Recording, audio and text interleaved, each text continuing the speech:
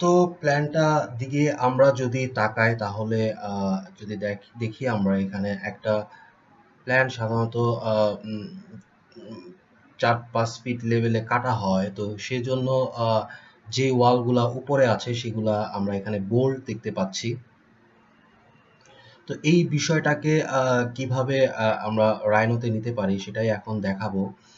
তো দেখো আমরা যে লেয়ার তৈরি করেছি এখানে ওয়াল লেয়ারে চলে যাই। ওয়াল লেয়ারে গিয়ে আমরা দেখো এখানে প্রিন্ট উইথ যে অপশনটা আছে এটার নিচে আমরা যদি ডিফল্টে যদি ক্লিক করার পর দেখো এখানে লাইন থিকনেসটা শো করবে। তো আমরা ওয়ালের অপশনটাকে 0.7 এ নিয়ে নেই।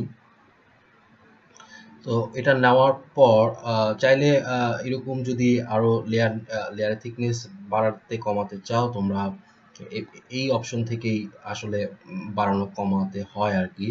তো এখন দেখা যাচ্ছে কি এখনো শো করছে না। এটা শো করার জন্য যেটা করতে হবে, প্রিন্ট ডিসপ্লেটা টাইপ করার পর আমরা প্রিন্ট ডিসপ্লে অপশনে যাব।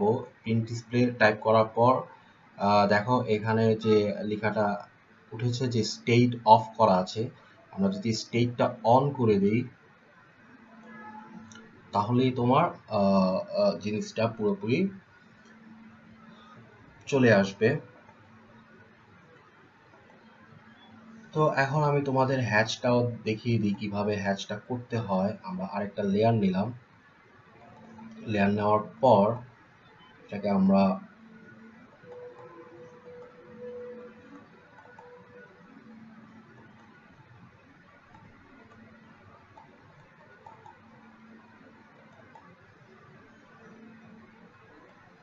আচ্ছা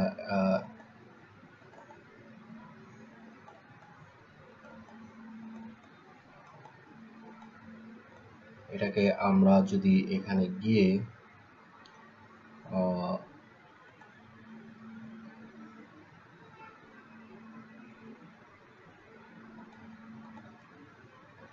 আচ্ছা হ্যাচের জন্য আমরা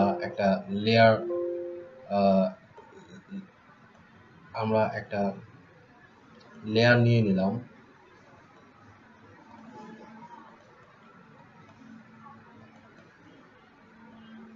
আমরা হ্যাচ টাইপটা ডিফল্টই রাখলাম। তো আমরা টাইপ করি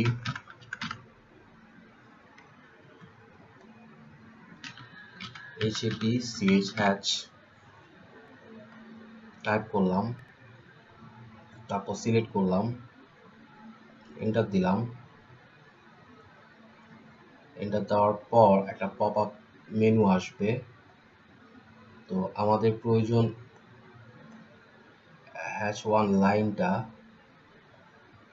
আর এর জন্য রোটেশন আমরা 45 ডিগ্রি দিই।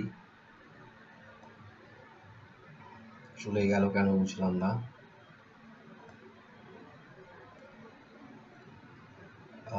আমরা এখানে 45 লিখলাম। স্কেলটা আমাদের বড় করতে হবে।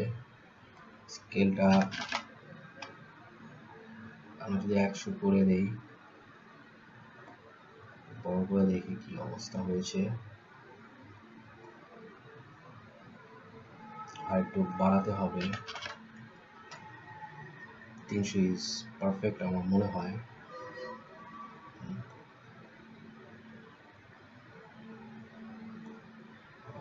ঠিক আছে 300। তারপর এটা নিলাম। এটা নেওয়ার পর আবার এন্টার চাপ দিলাম। আচ্ছা হ্যাচ যেতে হবে। হ্যাচ গিয়ে তারপর আবার এটা আমরা সেট করলাম। অথবা এখানে যেটা সহজ উপায়, যদি ম্যাচে গিয়ে যদি এটা সিলেক্ট করি, ওকে দিই, আচ্ছা হলো না, সেক্ষেত্রে আমি কন্ট্রোল জি দিই। আমি একবারেই সব ওয়ালগুলা, আচ্ছা এভাবেও সিলেক্ট করা যায়, আবার চাইলে এভাবেই সিলেক্ট করে দেখাই। এই তারপর শিফট ধরে আমি এই ওয়ালটা সিলেক্ট করলাম, এই ওয়ালটা সিলেক্ট করলাম, এই ওয়ালটা সিলেক্ট করলাম, করার পর আমি হ্যাচ কমান্ডটা টাইপ করলাম, অথবা যেহেতু আমি নিয়েছি তাই এখানে আমি পেয়ে যাচ্ছি। নেওয়ার পর আমি হ্যাচ 1টা সিলেক্ট করলাম, করার পর রোটেশন 45 ডিগ্রিতে রাখলাম, আর স্কেলটা আমি 300 করে দিলাম, তারপর ওকে দিলাম। সো আমার দেখতে পাচ্ছ একদম চমৎকার একটা গ্রাফিক্সের প্ল্যান হয়ে গেল। তো আজকে আমরা এতটুকু পর্যন্ত দেখলাম। তো এরপরে যেটা আসলে শেখার যে বিষয়গুলো আছে সেগুলো হলো কিভাবে লেআউটটা তৈরি করা যায়। এখন আমাদের মধ্যে যে সমস্যাটা সবচেয়ে বেশি হয় যে একটা স্কেলে প্রিন্ট দিলে ওই স্কেলটা কতটুকু পর্যন্ত A4 সাইজে আঁটবে নাকি A3-তে লাগবে, যে সাইজটা বলতে খুব সমস্যা হয়। সেটা রাইনোতে এত ইজিলি জিনিসটা বোঝা যায় যে অ্যাটলিস্ট এটা বলতে পারি রাইনো শিখলে তোমার প্রিন্টে কখনো ভুল হবে না। তো আশা করি তোমরা জিনিসগুলোকে একটু গুরুত্বভাবে নিবা আর শিখে ফেলার চেষ্টা করবা। তো আজকে এতটুকুই, সবাই ভালো থেকো। আসসালামু আলাইকুম।